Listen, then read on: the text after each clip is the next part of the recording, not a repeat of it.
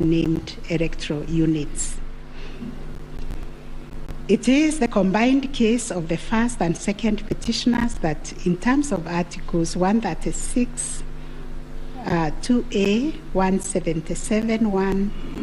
and 181, as read with Article 1 of the Constitution, the chairperson of IEBC had no jurisdiction to postpone elections in those areas. That Section 55B of the Elections Act is inconsistent with the Constitution and therefore void to the extent that it purports to donate to IEBC power to postpone elections in the constituency, county, or ward, contrary to the Constitution, and the postponement undermined the conduct of free, fair, credible elections by depriving the voters an opportunity to vote for all the candidates on the dates stipulated by the Constitution. The petitioners further contend that the postponement of elections and the overall effect of suppressing voter turnout in the electoral units in question, which was prejudicial to him. Both the first and third petitioners also believe that elections were deliberately postponed in Kakamega and Mombasa counties. It was arranged that these areas are considered to be first petitioner strongholds, and as such, the postponement of elections worked to its disadvantage and handed that benefit to the second respondent. These assertions were denied by IEBC and its chairperson. They, however, admitted that they experienced confusion with the printed ballot papers and explained that they only discovered the mix-up on the eve of the election when the ballot papers were being distributed to the polling stations. That as a practice, ballot papers can only be opened on the eve of the election day to avoid any mischief,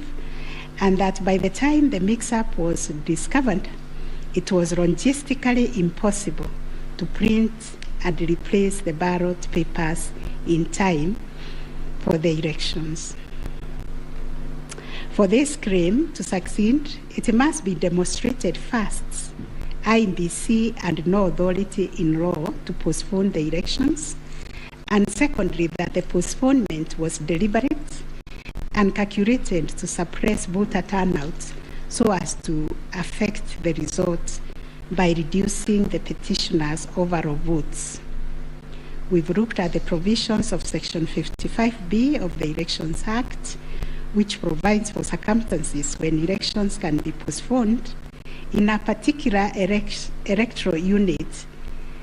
including in cases of emergency. We are therefore satisfied that on the basis of the foregoing provision, the third respondent and the requisite power to postpone election in the constituencies, counties, and wards in question. Concerning the allegation of voter suppression, we note that voter suppression is generally recognized as a political strategy which takes many forms, but whose practical effect is ultimately to reduce voting by deliberately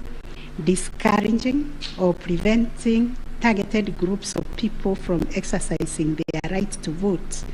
and thereby to influence the outcome of an election. It therefore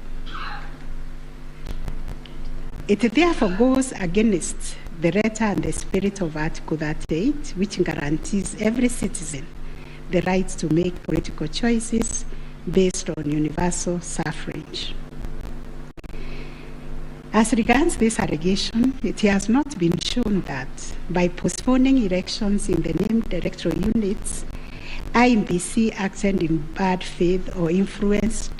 was influenced by irrelevant factors and considerations. From the explanation tendered, we are satisfied that the postponement was occasioned by a genuine mistake, which in our view could have been avoided, and the members and staff of IEBC